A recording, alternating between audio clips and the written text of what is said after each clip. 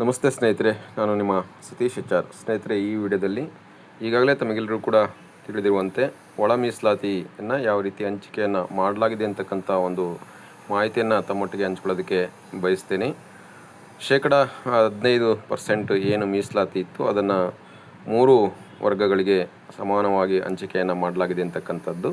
So 5.25, 5.25 ಮತ್ತು 4.5 ಶೇಕಡವನ್ನು ನಿಗದಿಗೊಳಿಸಲಾಗಿದೆ ಅಂತಕ್ಕಂಥದ್ದು. So ಇದು ನಿಗದಿಗೊಳಿಸಿ ಆಗಿರೋದ್ರಿಂದ ಸದ್ಯದಲ್ಲೇ ಹೊಸ ನೇಮಕಾತಿಗಳು ಕೂಡ ಪ್ರಾರಂಭ ಆಗ್ಬೋದು. ಯಾರೆಲ್ಲ ವಿದ್ಯಾಭ್ಯಾಸವನ್ನು ಮಾಡಿಕೊಂಡು ಒಂದು ಪ್ರಾಮಾಣಿಕ ಪ್ರಯತ್ನವನ್ನು ಮಾಡ್ತಾ ಇದ್ರಿ, ಸೊ ತಮ್ಮ ಒಂದು ನಿರಂತರ ಓದನ್ನು ಮುಂದುವರಿಸಿದ್ರೆ ಖಂಡಿತವಾಗ್ಲೂ ಕೂಡ ಈ ಒಂದು ಹೊಸ ಮೀಸಲಾತಿ ಅನ್ವಯ ಏನು ರೋಸ್ಟರ್ ಬಿಂದು ಪ್ರಾರಂಭ ಆಗುತ್ತೆ, ಸೊ ಅದರಲ್ಲಿ ನಿಮಗೆ ಅವಕಾಶಗಳು ಹೆಚ್ಚು ಸಿಗ್ತವೆ ಅಂತಕ್ಕಂಥ ಒಂದು ಮಾಹಿತಿಯನ್ನು ತಮ್ಮೊಟ್ಟಿಗೆ ಹಂಚ್ಕೊಳ್ತಾ ಈ ವಿಡಿಯೋವನ್ನು ಇಲ್ಲಿಗೆ ಮುಕ್ತಾಯಗೊಳಿಸ್ತಿದ್ದೀನಿ. ಎಲ್ಲರಿಗೂ ಕೂಡ ನಮಸ್ತೆ, ಧನ್ಯವಾದಗಳು.